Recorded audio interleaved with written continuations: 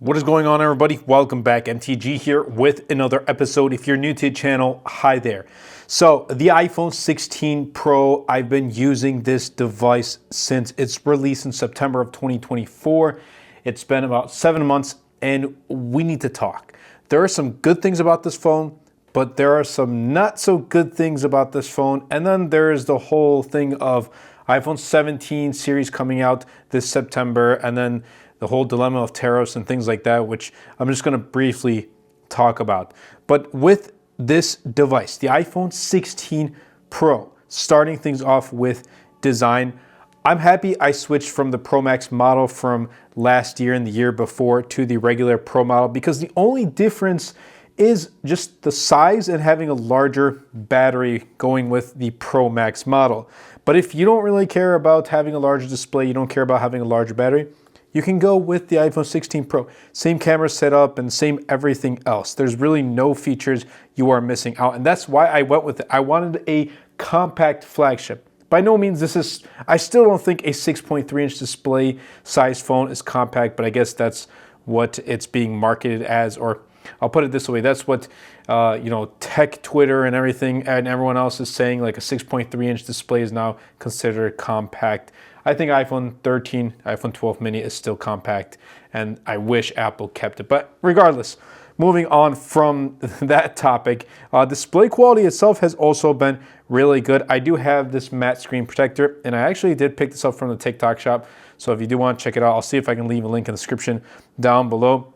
But I absolutely love this matte screen protector, and the display quality itself is also really phenomenal. 120 hertz, buttery smooth, no issues whatsoever. I mean, I use this iPhone for the business, for MTG Productions, for Tesla Volt, and for Dosa Pokemon. It's my social device. It's my business phone. My main phone is not an iPhone, and I'm putting that out there, guys. I use two phones. I use an Android and I do use an iPhone, and my main device is a Samsung Galaxy Z Fold 6 as of right now. My SIM card is in here. I'm using it full time as my personal phone. But when it comes to work-related things, it is the iPhone 16 Pro.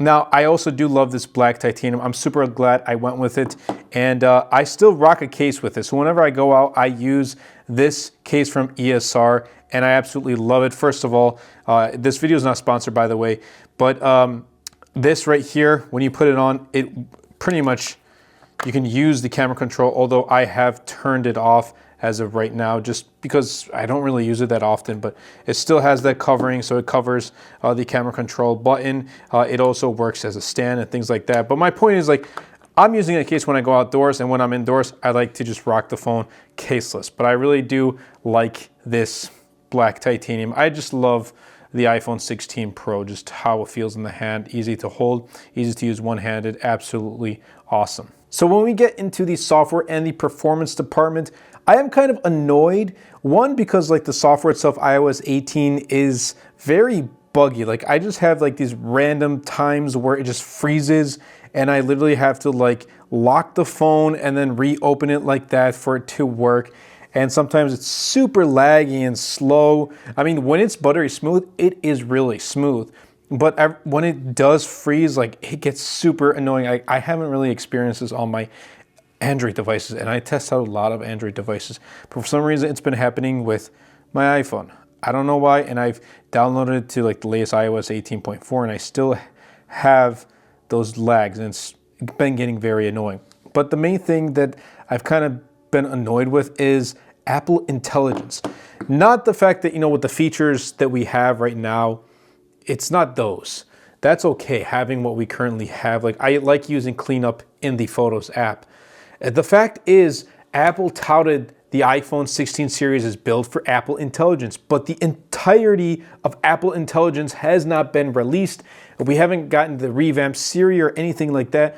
It's going to be a while until we get that. And I'm just kind of bummed out. Like, if it was not ready, you should have postponed it a year. You should have not even released it. Like, if you were going for all out Apple Intelligence release, you should have been fully ready, not throwing like small updates here and there, and then not having Siri fully ready, like the whole redesign and all that stuff.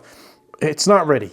It truly is not ready. And I don't know anyone who picked up an iPhone 16, whether it's the 16 or the Pros, for Apple Intelligence. Everyone that I know who bought a 16, 16 Pro, Pro Max, they bought it because they already had a phone that was like 3-4 years old and they were going to upgrade anyway. So for them, Apple Intelligence was not even a reason to upgrade. And if you have the 15 Pro and Pro Max, you also have support for Apple Intelligence. But it's disappointing. It's disappointing. Its planned rollout was supposed to happen before. It didn't happen. And other countries, forget about, the US, other parts of the world, they don't even have Apple Intelligence at all. And those countries, when the iPhone 16 series came out, Apple Intelligence was also marketing. So it's just like a whole thing that I'm kind of annoyed with. But like my daily use, because of those lags and stutters, it has been getting in the way. But everything else about like the optimization with the apps, I really do like it. And that's why I use this as my main business phone, getting work done, using it for social media and things like that. And I'll be leaving links to all my platforms and my profiles in the description down below. I'm active on TikTok, Instagram, Twitter, X, whatever you call it, Threads.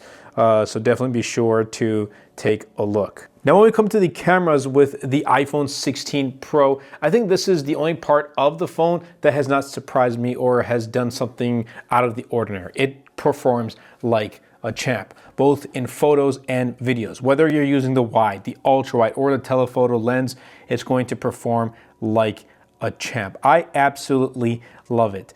And I know a lot of people who have an iPhone 16 Pro or Pro Max, and they keep asking me questions on making content and this and that. And I tell them every time, look, you have one of the best phones to start making content. You don't need a whole lighting system. You don't need a Sony camera or a Canon camera. You don't need like a high-end camera. You don't even need like high-end software to edit your videos. You have everything right here on the iPhone 16 Pro or Pro Max. The important thing is to record that video or take those photos and upload it, and the rest will kind of follow. And I kind of wish I had this camera set up when I started back in 2014 with my LG G3, but here I am using this device for my videos 11 years later. So that does mean a lot. Now, I use it for making content. You may use it for other things, but I'm just telling you, the camera results are awesome. And if you edit photos and things like that too, using like Lightroom presets, the results are going to be really, really good. Like I said, the cameras are the only thing that, hasn't really let me down and hasn't surprised me or has done something out of the ordinary in the iPhone 16 Pro. The battery life is, it's not good anymore. Like it's not, I have to charge this twice a day.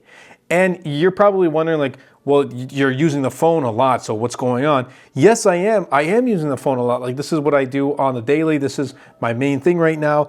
Like I'm constantly using my phone to update my social media platforms and, recording footage, taking photos and things like that. So yes, I am active on it and it's not lasting me. So like I'll take it out of charge and I only wirelessly charge it. So I don't know if that's really affecting the battery life, but I'll take it out of charge. I charge up to 80% too, not 100. And by the time it's like 12 p.m., I have to charge it again. And then, I'll get back home and it'll be like 7, 8 p.m. and I'll have to charge it again. Sometimes I don't. Right now it's at 43%. I charged it a little bit before the video.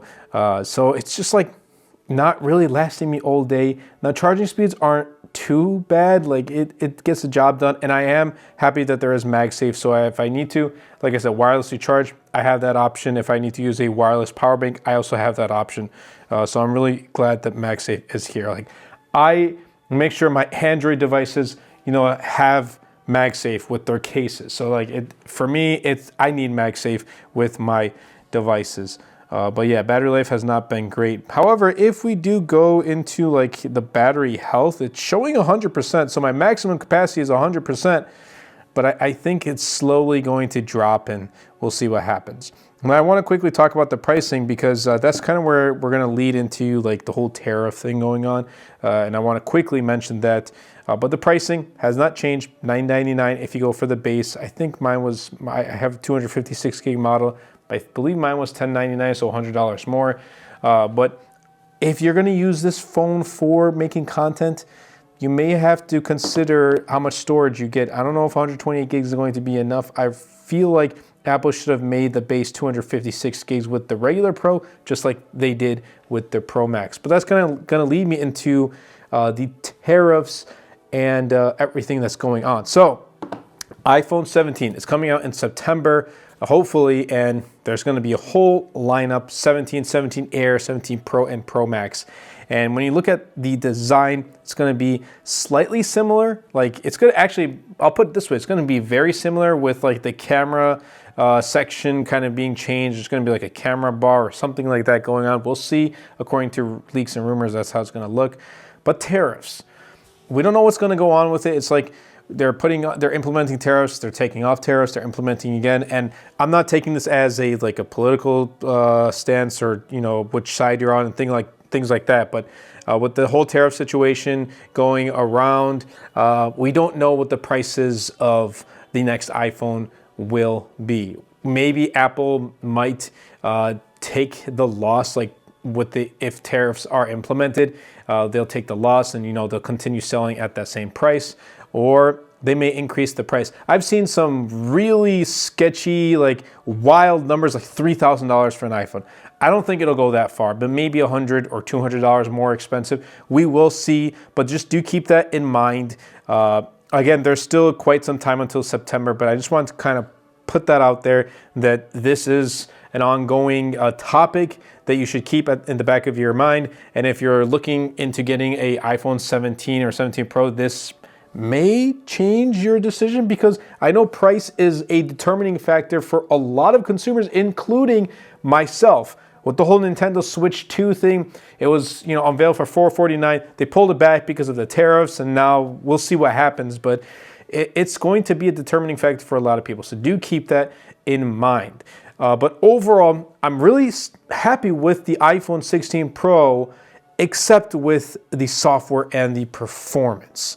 It definitely could be better. It's a solid phone, but Apple could do better. They really could. I mean, instead of kind of rushing features and rushing things, kind of iron out what we've had. Like, these problems for me have been occurring with last year's iPhone 15 Pro Max I had. With iOS 17, it's still here with iOS 18. Like, kind of iron out the problems you have first, then put in new features. That's just my take on it and my suggestion, and hopefully we'll see with iOS 19, but hopefully we get these problems ironed out. And I know a lot of other people are having different types of problems with their iPhones and with iOS 18. So let me know in the comments down below what specific issues you've had. But yeah, I like this phone though. Overall, I mean, I still like it, but just a lot of work to do, Apple. So I hope you guys did enjoy this video though. If you did, definitely be sure to superman that like button, comment down below, and best of all, share this video, because it really does help out the channel out a lot and will help push my content out to more people.